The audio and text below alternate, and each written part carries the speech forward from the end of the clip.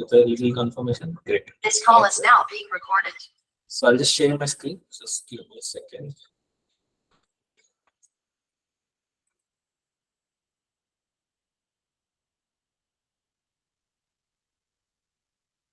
I hope all of you can see what. Yeah, so I hope all of you can see me in full screen, as in my screen share, the PPT in full screen. Great. So, good evening, everyone. So, nice to see a good set of students who have joined today's session with us. So, before I start, I just want to confirm. So, this session is going to help students who are looking to pursue masters, right? Who are doing their bachelor's or completed bachelor's in India and are looking to go for their masters in USA, or at least considering USA as one of the options. And so this session is focused on identifying the ways to, do your masters in a limited budget, right? So depending on whatever your budget is. So though we have put a title of 25 lakhs, the session will help you out. Whatever your budget could be 30 lakhs, 40 lakhs, 35 lakhs, but what do I do or how can I do, in the best possible manner, right? So just to get a confirmation, can you guys just let me know how many, like just say, what exactly is the specialization that you're looking to do for your masters in USA? If you can just reply in the chat, it will be helpful for me to understand the type of audience that I have, and maybe I could, So can you guys hear me loud? Is this loud enough? Just to confirm it. Great. Okay, Jinal, so you're looking to do ML, AI, data science. Great. So pharmaceutical sciences, drug regulatory, public policy administration. Okay, data science, Applic. Great. Computer science. Entrepreneurship, Ruthvik, MBA, great. DS, data science, AI, great. Agriculture, masters in agriculture, construction project management, good choice, Abhinay.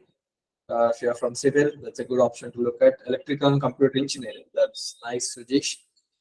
Great. So I think I can see quite a few mix of people looking to go for their computer science masters, or at least focus on data science, AI, ML, which is sort of under computer science. But also I see a good mix of people who are looking for MBA, looking for agriculture, construction management, electrical and computer engineering, public administration. Great. So I think this will fairly be a good session. I'll try to keep it for 30-40 minutes. At the end, we will let all of you actually be open out for Q&A if you have any questions. We'll be happy to help you out in understanding, and if you need further discussion on it, I would recommend, as what Supriya showed, you can book a call with our experts, and then they would be happy to guide you for free. So just talking about ourselves, so Supriya has already introduced me. So I am co-founder of Ubergrad, alumnus of BITS and IIM. Also, I have another co-founder, Mr. Ravindra, who is also running, along with me in this company. He's also co-founder and CEO. He's also an alumnus of BITS and IIM. So both of us have started Ubergrad, with a vision of, helping students to change their life, right? Once you go abroad and get into a quality education, right? If your choice is to stay in India is one option, but if you plan to go abroad, we believe we can actually help people to get into the best possible universities and sort of change their entire perspective towards career and do well in their career. So what is the agenda of it? So first I'm going to start with, talking about the average expense of pursuing masters in USA. So if by chance you're not aware of, it's going to give you a ballpark figure of, what is the cost. Then I'm really going to focus on this difference between a domestic student versus an international student in terms of the fee in public, private universities and all of that. Then I'm going to talk about the scholarships. Then I'm going to talk about the master, the campus jobs like assistantships, TA, RA, GA, graduate assistantships. Then a lot of questions that keep popping us is, number one, what kind of profiles do get scholarships, and what kind of universities do give scholarships, right? So we're going to talk about how do you figure out the type of universities that give you scholarship that can actually cut down your cost of completing your masters, right? So before I get into the session, I'll give you an interesting, insight in terms of what we have in our website, which could really help you to, look for the universities that fit your profile and also within your budget. Let's say you're looking to go for USA, and as what some of you have said, you want to do data science, right? Let me just choose that for now.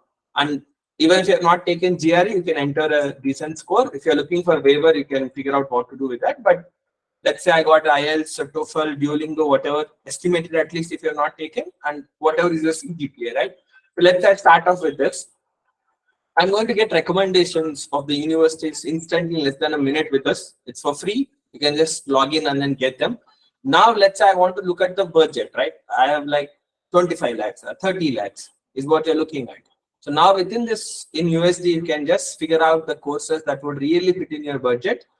And you can choose do further research. Okay, now I'm interested in George Mason University. So let me see what's the ranking, what the requirement in terms of GRE, GMAT, and all. What's the duration of the course? What are the deadlines?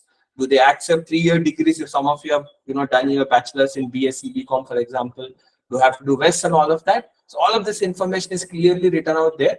Or let's say you are not clear about the university exam scores, but you just want to explore the universities within 25 lakhs, which is what the title, right? Let's say you can come here and explore the universities in USA. Okay, let me do this one. So go for homepage, search by courses, select United States. Again, I'll do data science. Maybe this time let me do the construction engineering. One of you have this as a plan. Now you'll keep getting from the top ranked universities which offer the relevant courses in construction civil engineering. So I can go here and then put a barrier like, let's say 30K, which is close to 25 lakhs, right? So let me select 30K. So now you'll start finding the top universities which are offering the courses which are in the budget of 25 lakhs, $30,000 or 25 lakhs for you. And then you can further do your research on each of these programs. So the idea is that it's really not that hard with us in Ubergrad for you to find out on your own what kind of universities you can look at within a budget that you're looking at.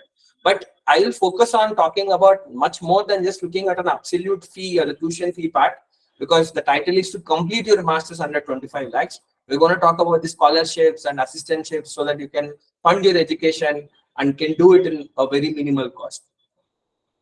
Right. Also, one more thing, we'll have a Q&A at the end where I'm going to really keep the session open for all of you to ask. You can put it in the chat, or you can also unmute yourself, or the team will give you a chance if you have any question that you want to ask me. So I'll keep the 10-15 minute session for Q&A at the end. So you can obviously ask if you have any doubts specific to your profile or whatever we've discussed, or any doubts that you hold. In the between session, if you have any specific doubt, I would suggest that you can post it in the chat. Maybe I'll try to occasionally look at the chat, and if I have something that I feel it is the right time to talk about it, I'm gonna pick up that question and then answer it.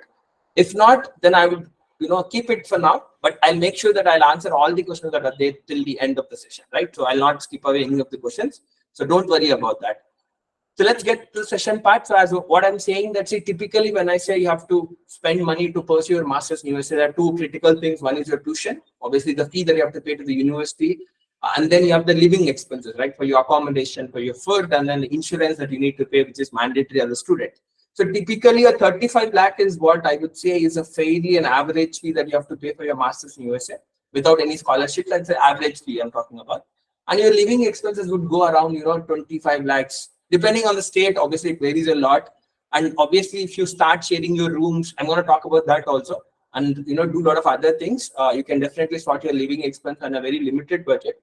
And as a rule of thumb, I always tell this to students that you will definitely figure out a way, a part-time job or assistantships or something which will fund your living expenses. This should never be a problem for a student, irrespective of what university you're getting and what profile you have. You will for sure figure out an opportunity, be it in the campus or outside the campus, to sort your living expenses. And obviously you have to adjust, like share an apartment with multiple students and sort of cook your own food, a lot of other activities. But you can get the things done, right? If you want to get it done, the living expenses can be easily covered with a lot of other opportunities in terms of the jobs, part-time jobs, which I'm going to talk about in depth. But the tuition fee is the one which is critical, and obviously unless you get the scholarships, you cannot cover it. So which is what I am going to say, that at the end of the day, you have to definitely choose the right set of programs and universities that fit into your budget so that you can actually complete your course without an additional financial stress on you or your family. Right. So the other point I want to stress upon before we continue is just between the public and private universities, right? So public is basically government colleges or government universities in USA. So typically, I'm not sure how clear it is, but let's say MIT is the top university in USA, which is ranked #1 in engineering. It's a private university, and it does not have any difference between an international student and a domestic student in terms of fee. You are going to pay close to $60,000 per year on average, which is going to be around 50 lakhs per year if you're talking about an MIT or Stanford for that matter. Now you see the third one, which is University of California, Berkeley, which is again a top college in USA or university in USA, but it's a public university, which is why you will see there is you have an in-state tuition fee, which is 11,700, which is for the domestic citizens. are people who belong to that particular state, like California state here. But if you're an international student, you would technically pay literally twice it. So as an Indian, you are expected to pay close to $24,000 per year, which is still not a lot. You're talking about 20 lakhs. So for 2 years, if you're doing the course, it's going to be around 40 lakhs. To get into UC Berkeley, it's obviously a prestigious university. So it's almost on par with MIT, Stanford. But you see the clear difference in terms of the fee. So this is the key thing that I want to stress on. Again, if you look at this Purdue University, it's again a public university. And if you have Carnegie Mellon, which is a private university, the Georgia Institute of Technology, again, it's a public university. The fees is going to be a huge difference between public and private universities if you're comparing similar type of universities in terms of ranking and the quality I'm talking about. Obviously, if you pick a low rank private university, the fees could be on the lower side. But always the public universities are obviously going to charge you less because they're going to be funded by the US government. So as a student, you are being subsidized in terms of the fee. So my general suggestion is that if you can actually get a basic, profile scores in terms of your GRE, IELTS, or TOEFL, Duolingo, plus your academics, obviously the best choice to choose in terms of your budget plus your visa chances is to prefer public universities over the private universities. For some of you, if you're not aware, this is a good point to keep in mind. So let's get into scholarships part. So typically, what sort of scholarship we have? So I have classified them into 3 types. You will get university-based scholarships, which are technically offered by the university for the students. So you don't most probably have to do anything extra. Right at the time of application, in your application, most of the universities would give you an option. Like, are you looking for any additional financial support or aid? If you select yes, obviously the university would consider you for the scholarship and they would give you a chance to, be eligible for a scholarship if your profile is very good. But all of these are mostly merit-based scholarships. You also have scholarships like a region-based, like Stanford has Dhirubhai Ambani Reliance Scholarship, okay, for MBA. So this is specifically for an Indian who's doing masters in MBA in Stanford. That's something only offered for Indian students. That's again sort of private, but in tie-up with university. Sometimes some universities would put for a need-based scholarship, that your family income is less than certain amount, then you're eligible for it. So you have to look for those and sort of reach out to them once you get an admit, if you are talking about those additional scholarships. But pure merit-based scholarships offered by universities would absolutely be asked as part of your application, and you can ask for it, and if you're eligible for it, you'll get it. I'm going to give you more practical examples in a while where you will understand, how do I figure that out, whether I can get a scholarship or not in a university. But now that's one point you can keep in mind. The other point I would also stress upon is applying early is always going to help you to get a scholarship or at least increase your chance. Maybe I'm not saying that if you apply early to university, let's say you're looking for fall 2024. University of Texas, Austin opens its application for fall 24, let's say for MS in computer science by September 1st week. And the deadline is still January mid, let's assume that. I'm not really aware exactly, but somewhere around that time. But if you apply by September or at least the early days of October, you're going to be one of these early applicants and you have a higher chance to be considered for the scholarship. I keep stressing this to students that don't wait till the end of the deadline. Unless you have a specific reason, which is like I couldn't prepare and crack the exams well, so I would rather want to reattempt or take time to score well. Otherwise, don't delay it just because you have deadline and you think there's a lot of time. Applying early would always give you a chance to actually get scholarships if your profile is good. Number 2, it will also help you to get an admit, as in even rejection or decision much earlier, which would give you scope to apply for the other universities and take actions accordingly. The other 2 are the private scholarships, which are offered by companies. And obviously the third one is the government-based scholarships, right? Let's say I'll start with the government scholarships. So this depends on the state government and central government scholarships. I'm taking few examples. So not that it will be eligible for everyone or rather applicable for everyone. So just try to, get a sense of it, then go and do your research for your own state or, so that you understand the scholarships that your state offers. For example, for the government of Andhra Pradesh, based on your, for SC students, they have this sponsorship called Ambedkar Overseas Vidya Nidhi, where they're giving you some amount. But obviously, I'll also tell you that the government scholarships especially are going to take a lot of time for you to really get the money back. So this is something that's going to subsidize your education, but not right at the start of your education. But it is still something better that you're getting some money back for your process, right? So they would say that your parent income, if you see the last 4 points in the picture, it says income of parents should be less than 6 lakhs. One of the child is only eligible for it. and women candidates would be preferred, and it should be courses on MBBS, PG diplomas, and etc. etc. Right. Also, you can see this other ones which I'm talking for engineering students. Also, you can clearly see that they do stress on your profile, like you should have a good CGPA and you should have good GRE GMAT scores. If you see the point T in each of them, maybe I'll just show you this point, right? I hope all of you can see my cursor. But if you see, this is what they're talking about, that you should have a minimum CGPA and you should have a good score that is required in GRE or GMAT, and English proficiency, which are your IELTS, TOEFL, PTE, Duolingo. So these are specific to Andhra Pradesh. So I'm just taking one example, but I'm sure almost all the states are giving their specific scholarships for minorities, for SC, ST, right, OBCs, based on your, whatever the caste you belong to or the division that you belong to. The other scholarships are a little bit offered by a central government or US government. Like Humphrey Fellowship is something offered by US government in association with, the US Department, So it's basically expecting you to have a lot of experience. If you see this criteria, it says a minimum of 5 years of experience that you should have. So this is obviously not for everyone, but if you have worked for quite a long and you have done a public service in the community, it really helps you to get this scholarship, which could be, a good fit for you.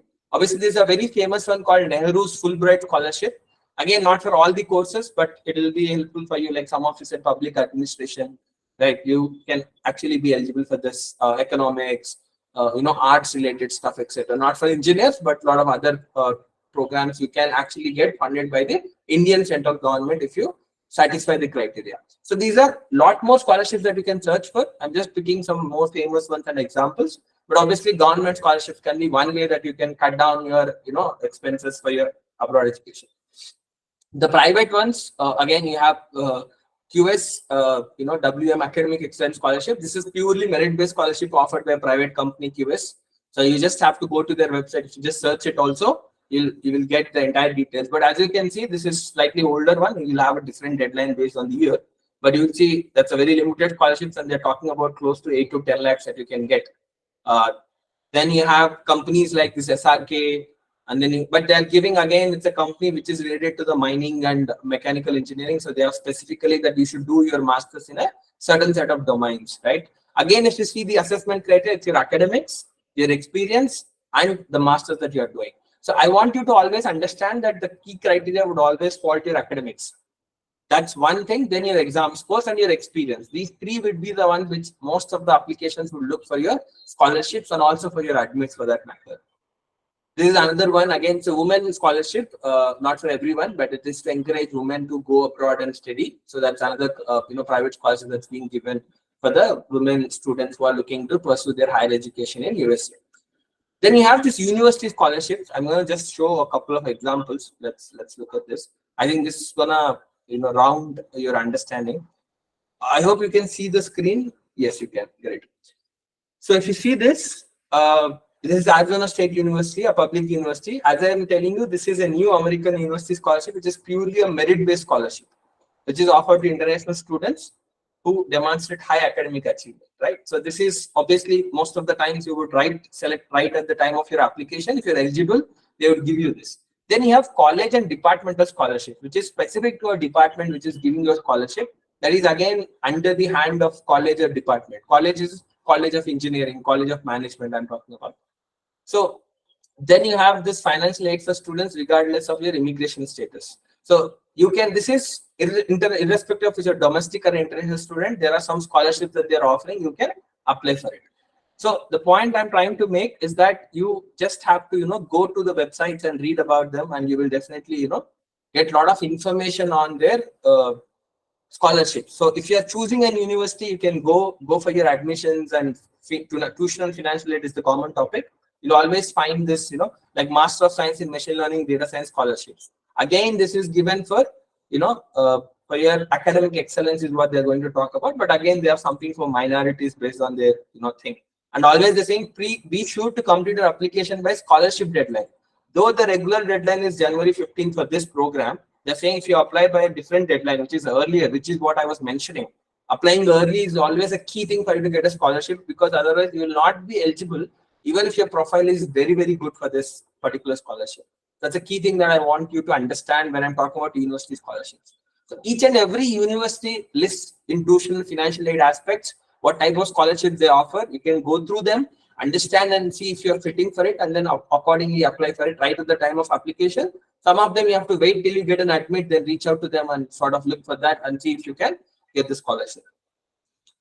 Then, yeah, the other part, obviously, see, scholarship is going to give you a discount on, or rather, subsidy on your education. The other way is that you earn money so that you can actually, pay back your living expenses, right? So the other thing is this assistantship. You have teaching assistantship, research assistantship, and then you have graduate assistantship, right?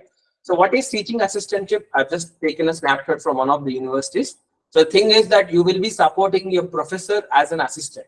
If you have looked in your Indian context or ecosystem, you would see a lot of MTech students who would be, helping a professor in labs, right, to evaluate or to train or teach the students or help them. That's basically one part of the job where you will be teaching, you'll be giving instruction, you'll be grading the assignments. So this one, most probably you will not get before you join the university. Most probably what I've always seen is that you have to go there, apply, as well as wait till you complete your first semester, excel in your first semester, sort of, show that you are very good with your academics. Then that is when I've seen that people get this assistantships, which basically is an opportunity for you to learn with the professor, also actually earn. Like teaching assistants generally get $14-15 per hour, and you're allowed to work for 20 hours a week, which is going to give you more than $1,000 per month if you're working on a teaching assistantship. And on top of it, I've always seen that teaching assistantships offer you a scholarship in the universities.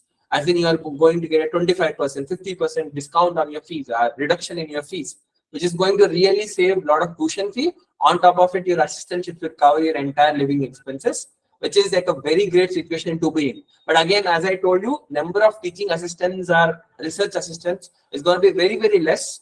And if you will find that a lot more in top universities compared to the lower ranked universities in general. But if you can crack the teaching assistantship or research assistantship, I can guarantee you that most probably your master should be much, much lower than 25 lakhs.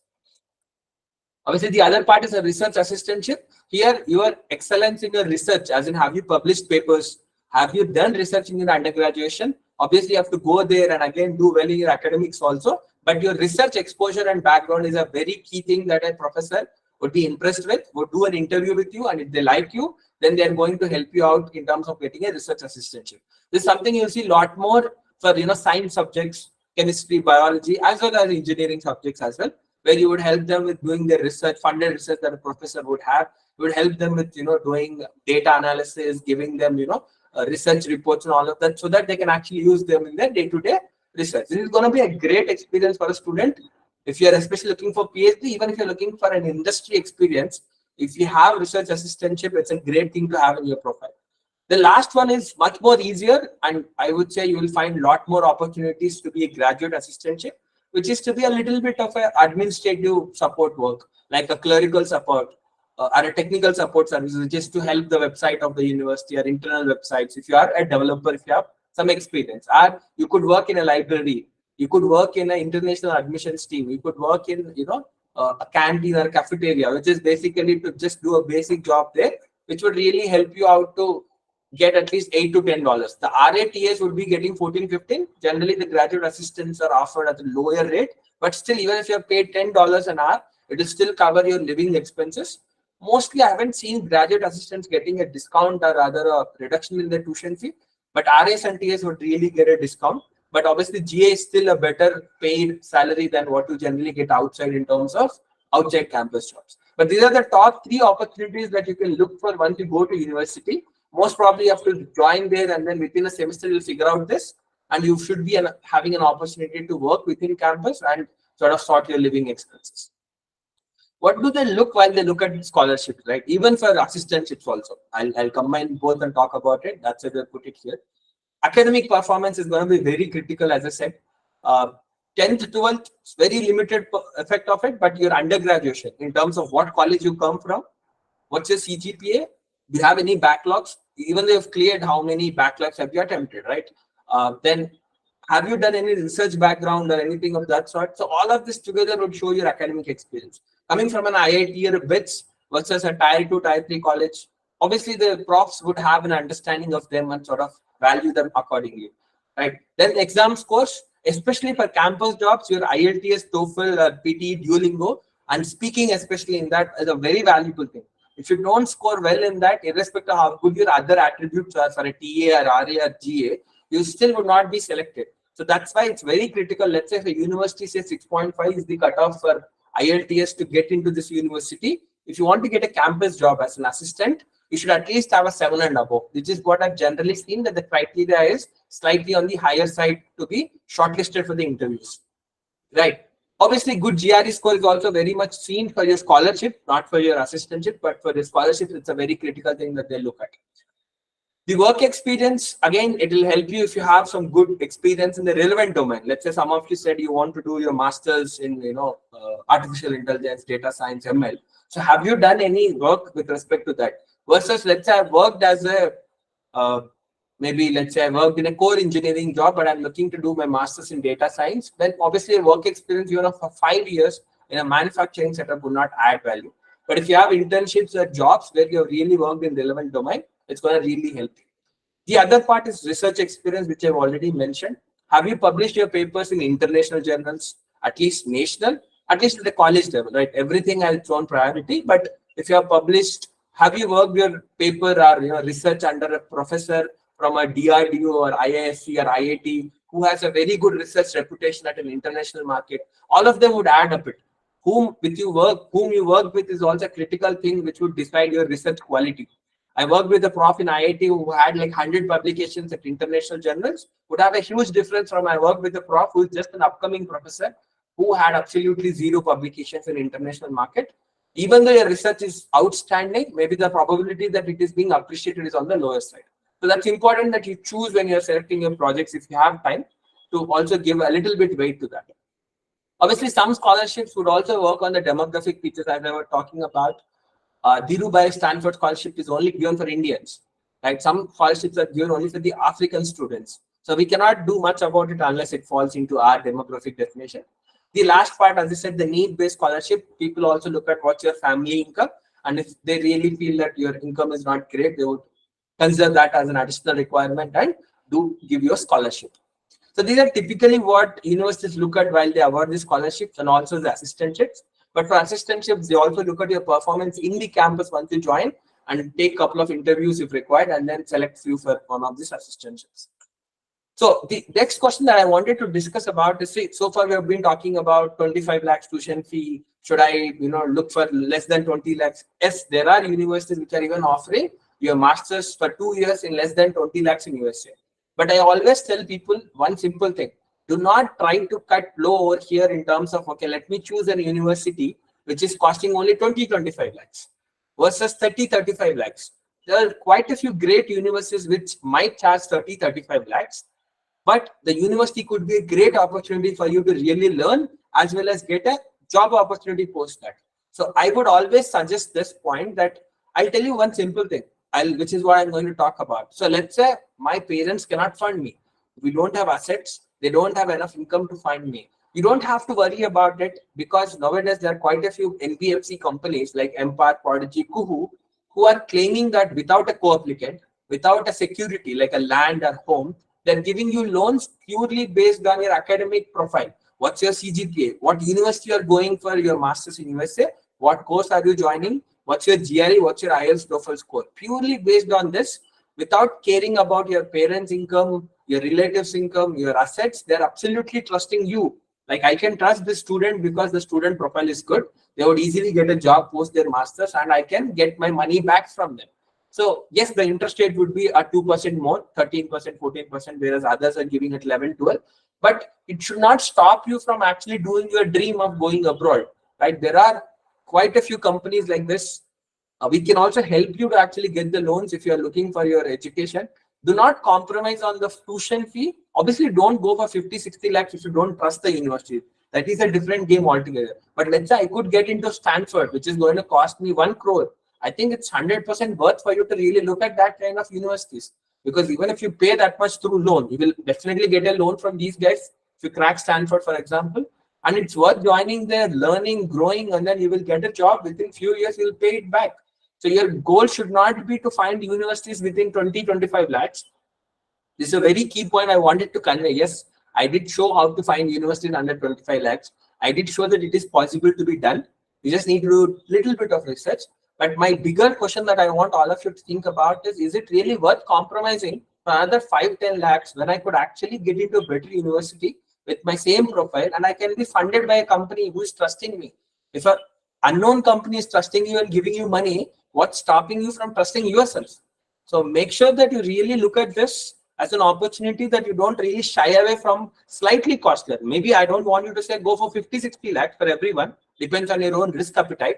But definitely there are quite a few top-notch universities that could actually make a difference in your life if you really do another 5-10 lakhs, right? Because don't ever compromise on the quality of university just because you cannot fund it. Because I can assure you 100%, if you're looking at a decently ranked top universities in USA, you will definitely get a fund irrespective of how bad your family's financial state is. It is all in your hands. Make sure you value it, work hard, and get your profile in place so that you get these things sorted. Obviously, as I talked about, the other ways to do your scholarships and grants to reduce your education costs. You can also do part-time jobs in campus. I know where people go officially and work for 20 hours in campus. Outside, they work in gas stations, supermarket stores, in Indian stores for $5, $6, $7 per hour, and earn a lot more and actually can fund their living expense and tuition fee partially. And also, I'm seeing quite a few other options that have popped up recently. Like Zolve is a company with whom we have also tied up. They're actually giving you a credit card based on your profile. They are trusting you and giving you a credit card, which you can use on a monthly basis up to $1,000, $2,000. The limit of your credit would depend on your, obviously, your student profile.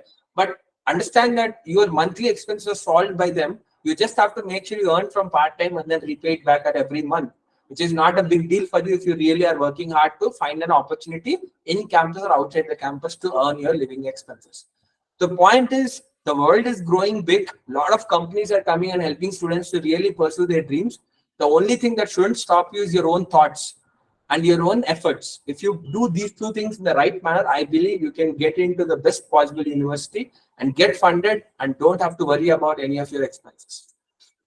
Just to continue the discussion, as I said, I'll show you some examples.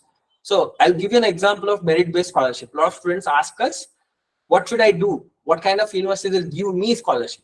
Let's look at the student profile. Okay, he has a CG of 8, a good GRE score 314 and IELTS 7, very limited work experience, has good research projects also. He applied for ASU, Arizona State University, which is one of the top ranked universities in USA. And for him, he's just one among the selected students in this university. So for that purpose only, he actually, got just an admit over there. Now you look at the other university, Southern Illinois University, Edwardsville, which is ranked around 300, 400 in USA, which is not as good as ASU. He is just going to be one of the top merit-based student right in that university, because rest all students would not have such a great profile. So the university was very happy with him. They gave a 100% tuition waiver for the student and also gave an assistantship once he joins the university. So literally the student got his entire master's done for free. So let's say if you don't want to really put any money as a loan or any other thing, this is a great option. So if you can get into a top 100 ranked university for your profile, you have to compromise on the type of quality, go a couple of levels down. You can be a top student there in the university for your profile, and the universities will give you a merit-based scholarship. That is one perspective or one strategy you can use to increase your probability of scholarship. So what do I suggest? Let's say if you have a 6-7 universities and you have a strong preference toward getting a scholarship, then apply for a couple of very safe universities, which would give you a higher probability to get a scholarship. 4-5 rest of them apply for the best fit for you. Then based on the results and scholarships, you can choose as per your choice. The other example, again, being smart, this guy, I'll tell you, Texas State is a very great state with respect to this for international students. That let's say Texas Tech University, for example, if you are an international student, have joined any public university in Texas State, let's be Texas Tech, Texas State University, University of Texas, Arlington, University of North Texas, for example, if you get at least $1,000 scholarship from the university, which is less than $1 lakh, you're automatically eligible to become an in-state tuition fee, that is a domestic student fee. As I told you, you can clearly see in this chart also that it's going to be 11,000 per year for a domestic student, whereas international will pay twice it. So that means your fee per year is less than 10 lakhs. So for 2 years, it's going to cost you around 16, 17 lakhs if you get at least $1,000 scholarship from that university. which again I have seen for quite a few students who have achieved it as an international student. So the game here is to choose some public universities from Texas State, so that you increase your chance of getting $1,000 scholarship, and then it automatically gives you an opportunity to convert into a domestic fee student. These are some more students like University of Detroit Mercy, for some students whom they treat as good students for their college, generally that they get admitted to. It's offering $10,000, $5,000 scholarship. Then you have the University of New Haven, again, one of the top 300 ranked universities, and they've offered 20% discount, rather scholarship on their tuition fee. So that's again something you can see that even though they have one backlog, they have good CGPA and good TOEFL or IELTS score, a Duolingo score, and they got in. It's not really a great profile, but it's about choosing the universities that fit your profile and also picking the ones which offer you scholarships so that your total tuition fee can be done in a very limited budget. University of New Hampshire, again a top 200 ranked universities in USA. It's offered around $7,500 for a student. You can see that is from Geetham and got 8 CGPA. Sadly, the student profile is decently good, not very great, but still got a good scholarship from the university. Again, it's about choosing the university so that you stand out as a good student and get a scholarship. DePaul University, again, one of the top 200 universities. Again, one of our students got. You can see always people have good GRE scores, decent to good TOEFL or IELTS or Duolingo scores. CGPA is always 7.58 with a very limited backlogs. You can see the commonality in profiles, but obviously based on how good your profile is, you can get into better universities with a better scholarships. Some more examples: $10,000, $25 scholarships offered by the university. The point, as I was telling you, is that it's about being smart in picking the universities that for your profile you have a higher probability to get this scholarship. So that is where I can obviously proudly say that my team has a good understanding of it. You can book a profile evaluation call if you are interested for scholarship, and we can help you to shortlist universities based on that. So what does Ubergrad do? So obviously Supriya talked about it in the beginning. I'll just briefly tell you, we are an end-to-end study abroad platform. You can do entire process on your own, or you can obviously also take our experts help by taking memberships accordingly, which is just silver is less than 1,000 and gold is for 4,000. You will get the entire support for your exam preparation for IELTS, GRE, Duolingo. We have classes for it. You can shortlist universities, data-backed university recommendations in less than a minute. If you need, you can connect with the experts. You can apply. We'll help you with the entire application process, visa process, and also post-admit in terms of your accommodation, bank accounts, right, flights, loans. Right, we have partnered with almost 10 plus banks and NBFCs to help you with the education loans, and we can get you an offer in 2-3 days. Obviously, a soft offer, and then the real sanction will take around 10 days for you to get a loan. So we have partnered with more than 600 universities and helped around 20,000 plus students to fulfill their dreams. Right, these are some of our success stories in the recent times. This is what we are reviewed in Google, so that's something that shows the quality of our service and our platform on the whole. So that's it from my side about this. So I'm happy to take up the questions. So I'll read out questions that I see in the chat, but we can also a small doubt. Can we get placed with better packages from master in both core and IT sectors on USA? So I'm assuming, Ahmad, you are talking about the comparison between a core engineering versus doing masters in IT. I believe the job opportunities in USA are at a global level, to be frank, are always a lot are in a plush when you are talking about IT jobs, analytics jobs. So if you're talking purely from the opportunities perspective, doing masters in like computer science, software engineering, IT, data science, AI, ML, business analytics is going to be definitely a short way of increasing your chance of getting a job. Core jobs are also there. I'm not denying it. It's just going to be slightly more harder.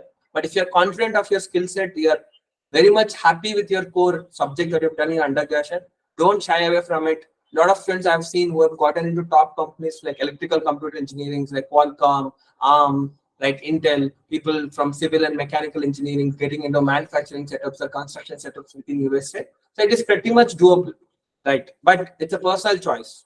By default, if you have no preference, going for IT course is a little bit of higher probability to get your job. That's what I would recommend. But again, don't take this as a blanket statement. Think about your own choices and decide accordingly.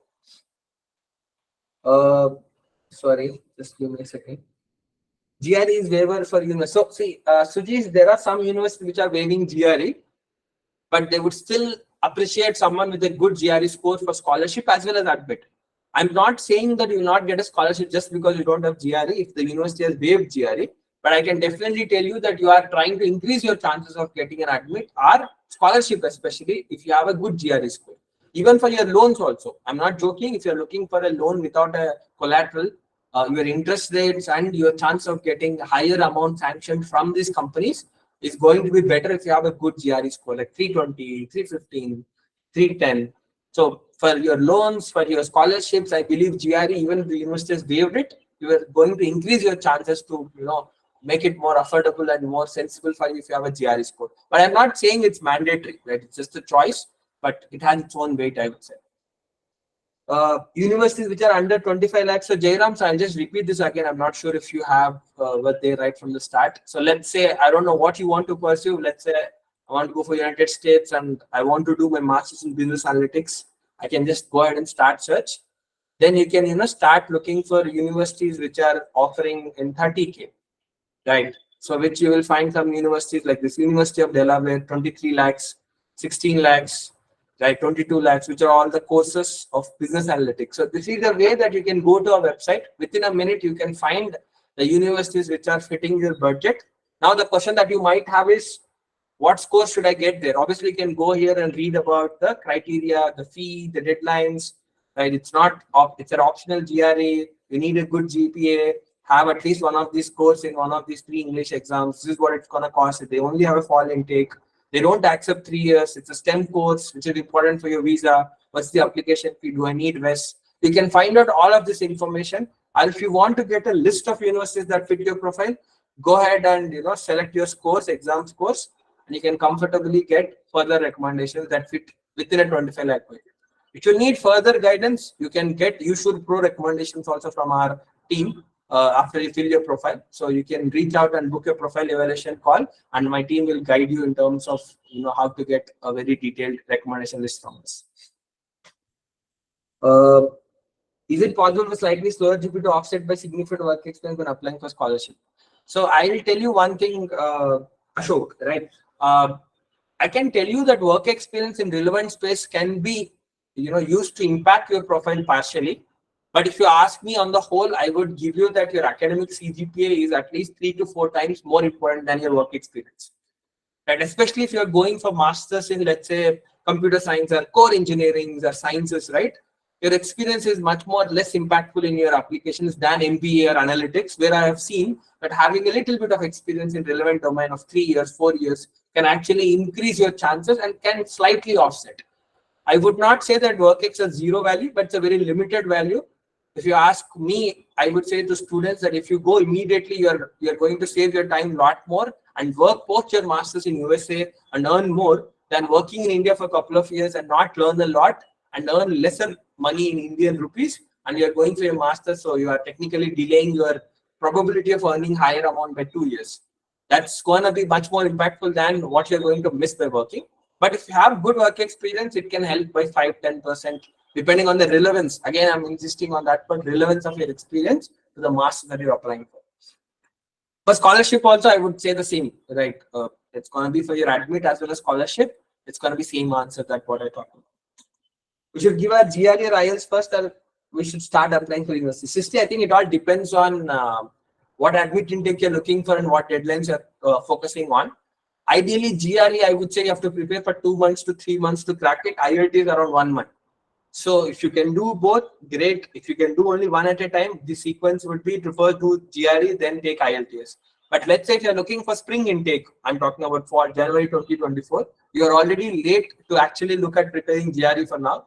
The options you have is first take the IELTS, look for applications with just your IELTS score with GRE waiver, parallelly start working towards GRE. Once you have a score, you can try to select few more universities which still have deadlines and accept your GRE score. That's one way to attack it. But if you have enough time in an ideal world, the best way to do is first take the GRE, 2-3 months of your time, crack well, get a good score because it's valid for 5 years also. Focus on your IELTS, TOEFL, Duolingo, or PTE based on the country and the universities you're looking at. Once you crack it in a month, go ahead and start applying for universities. But if you don't have time, at least take an English exam. With that score, choose the university, start applying parallelly, look for your GRE. I have 9.7 CGPA, good 8 IELTS, preparing for GRE and I've done internship at Digital and Data Science, but I have weak financial background, so should I go for Ivy Leagues? Costing is too much. So Gina, I'll tell you again the same thing. Choose a mix. Let's say if you're not very sure, what I would suggest strongly is, let's say you can apply to 6-7 universities. I know that's going to cost you a little bit since you've done everything. The only thing pending is for you to apply. Pick 3-4 Ivy League universities. I don't know your entire profile, but on top of it, it looks very good CGPA, good IELTS score. If you score 325, 330, I think, and you said you have ISRO internship, so technically you have a good opportunity to get into top 50, top 100. Also keep, like, for example, Arizona State University, if you get 315 above in your GRE, I can very much confidently say you'll get an admit. If you apply through us, for example, $110 of university application fee is waived. It's a free application which is going to save you 9 to 10,000. You can keep a couple of safe options which are going to cost you less, but look for 3-4 top universities, even if they cost more. After admits, look for the loans. Empire, Prodigy, as I told you, who will give you irrespective of what's your financial background. You get enough loan, you're happy with it, go ahead and join the best university that you can get in. Right? I would never recommend someone to join a second level if you can get to a top level. Whatever the level that you're looking at, if you have to drop a level because of financials, you can try for loans. But just to be on safe side, have a mix of couple of low-cost universities which are safely something you can get admitted into. Also look for top-ranked universities and see what's the decision. Then look for loans. If you get everything sorted, go for the best university that you have in your hand. I'm electrical engineering, okay, background, careers for computer electrical engineering, I'm eligible for it. So Jairam, I would say if you are looking for doing your master's in electrical and computer engineering, you will be eligible for software jobs, but obviously the skill set that they teach there is very limited in terms of programming. If your goal is to try out both, it's okay. But if you pretty much plan to go for software jobs post your master's, the logic is to apply for master's in software engineering or IT. Instead of computer science, look for IT, software information technology, software engineering, which are very easy courses to be done irrespective of what's your background. And universities also give you an admit, and you can happily get trained in the key programming languages and computer principles, and that will be happily helping you to actually get a good software job. But if you are looking for going for your master's in core subject only, you can do it and you can try for your jobs, but again, you will not learn a lot of coding in your electrical and computer engineering master. It's going to be very limited, and it's going to be at a very, what do we call it, at a chip level programming or at a very core language sort of it, which is not really something that you will see a lot in terms of demand in outside market as a software job. So that's a call you have to take. So I think that would answer your question. GRE score 350 is eligible for scholarship in university for master in construction project management. So Abhinay, I think as I showed you, yes, you can get a scholarship for 315 GRE. You have to know your CGPA backlogs and your IELTS, TOEFL, Duolingo scores also. But just as a rule of thumb, I can tell you can get in. But then ideally, you should look at universities a level or two below your profile, where we can give you a list that are probably going to give you a higher probability to get, what do you call it? Higher probability to give you scholarship. That's something you can definitely get. That's not something. So I'm not sure why the profile evaluation. Okay, it's working. Right? It's not. You can also book here also. Either of the bookings you can do if you want to talk and then get some better insight on your scholarship opportunities and universities that you can look for your scholarship. In how much time would I get an education loan for MBA? So Shrishti, I think they say 3 to 7 days. But what we have seen is it depends on the documents that you give. But within 14 days, if you have all the documents to start off with, what do I mean by documents? Do you have your CIBIL score? Do you have a PAN card? Do you have, if you are putting your co-applicant, as in not that they need it, but they would give you better value if you have your father some amount in their bank balance or FDs or mutual fund stock. It's not mandatory, but if you say I have them, they'll give you at a lower interest rate and higher amount. So accordingly, you can choose. But if you have these things also, they typically are taking around 1 to 2 weeks to process everything and give you the sanction letter. And the best part I will tell you, especially with the Empire Prodigy, is that they give you within 2 weeks and you can use the sanction letter even without paying 1 rupee to them. That will be eligible for you to get your visa also. Let's say you're trying for a bank or another NBFC and also you're trying for this, I would suggest to try 2-3. If you have this offer, you can get all the way to your visa cleared with Prodigy or Empire loan offer. Then you can decide if I want to go with this or some other loan has been sanctioned for me with the better terms. You can just cancel it without even paying 1 rupee to them.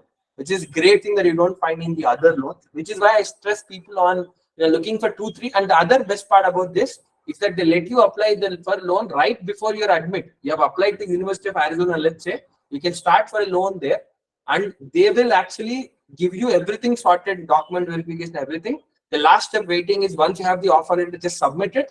Within few days, they'll give you a sanction letter, which is the ideal behavior you can do so that you don't have to waste your time and go for the next steps in your admit process. The GR score 315, I think, okay, Abhinay, you've asked again, 315, CG 8.1, IELTS 6.5. I think you have everything good, Abhinay, but 6.5 IELTS is something I would have to look at, but I still think you can find some universities which can give you scholarships, right? 100% I cannot guarantee on that, but maybe $10,000, $5,000, which is gonna put your fee under 30 lakhs, 25 lakhs, 20 lakhs. Yes, you can definitely, figure out some universities that would fit for your profile for construction project management.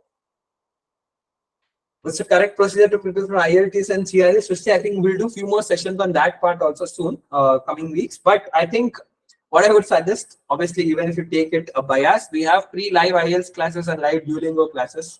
You can also upgrade to silver, and then you can get the GRE course also for free, which is a self-paced course that we have in our, website. So there we have talked about it. Best way is obviously, as I said, follow one material, work for 2-3 months, around 200 hours for GRE is my rule of thumb, and around 60-70 hours for IELTS. In 1 month, you can complete the IELTS. So my suggestion is, why don't you just enroll in this, just attend the trainers classes, which are anyways for free. See if you are really able to pick the concepts. Then we also have free mock tests. I tell you one more interesting thing. We have free assessment tests, which is what I suggest people to first attempt. It's a free 1-hour test for GRE, IELTS, TOEFL. You can just take it and instantly in an hour, it will tell you what's your range right now. From where you can actually take classes with us for free, we are giving. And then you can also take the mock tests for GRE and IELTS. We have free mock test each. You can also attempt a full-length mock test and see where you are. That's when you can actually decide what is my next step in terms of preparation, and you can actually do it. In some universities, GMAT is optional. On what criteria would they consider? Ritvik, I would say GMAT is optional. The ultimate criteria is your academics. If you're talking about GMAT, I'm assuming you're looking at business and management subjects that you're doing. Experience would also be appreciated in terms of relevant work experience as a manager, project leader, something. Then your English proficiency scores, as long as you clear the cutoff, you're good to go. And so ultimately, it's going to be your, essays. Sometimes, obviously, most of the business schools would ask for your essays. Most important is your academic performance, CGPA, backlogs, which college you come from, what did you do in your undergrad, and what sort of relevant experience you have. Imagine that you have computer science in your bachelor's and you're applying for MBA with 2 years of experience as a software developer, and your profile has nothing to talk about in terms of your interest towards management. Obviously, you have weakness in there. You should have extracurriculars. You should have done something outside of your academics and your work to show that you have interest towards, management area and prove it. So, which is done through SOPs, essays, and extracurriculars and some other stuff, projects and all you would have done. So, if you are not talking about GMAT, these are the other things. Otherwise, GMAT is obviously the critical thing they look at to look at your aptitude. Okay. I took my GRE today and had a score of 290. So I reattempted at their college that are waiving GRE for CS for 2024. So Ajay, as of now, I can tell you there are at least 30 to 50% of universities in USA which have waived GRE. And 290 is also not a very bad score, but I don't know your academics in terms of CGP and all. Very good IELTS score, 7.5. With that in mind, 290 is not tallying that. So suggestion is that you can pick few universities like Central Missouri, or you talk about Wichita State Universities, the public universities which are low-cost universities, and you can get in with that GRE also. But otherwise, look for universities which have waived GREs, like George Mason, for example, has waived for computer science. For fall 24, as of now, they have waived, but we have to wait and see for at least 1-2 months because the applications are not yet open for fall, based on which you can understand. But I think you will definitely find quite a few universities which have waived GRE, and if you have a good CGPA like 7.5, 8 and above, I think you will find quite a few lists of top university, public and ranked universities which could fit your profile without GRE also. Can I get scholarships through sports? Not really, Ritvik. As in, I would say that it's a very, very minimal impact that would create unless your master's is related to sports administration or something. My basic rule, I would say extracurriculars have limited impact in terms of scholarship unless you are going for management areas or, as I said, sports administration because you're talking about sports. But to be very frank, I don't think it makes a huge difference unless you are an international player.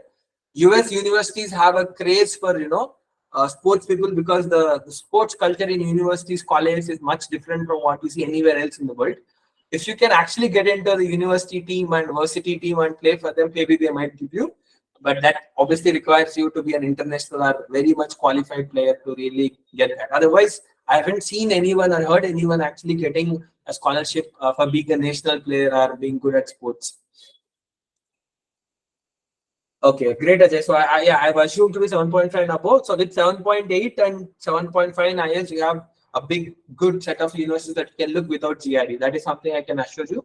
If you want further details on some names of universities, obviously one thing is you can go here and start, doing this, and then you can get some universities. Otherwise, you can also book a call with our expert and take further help on that.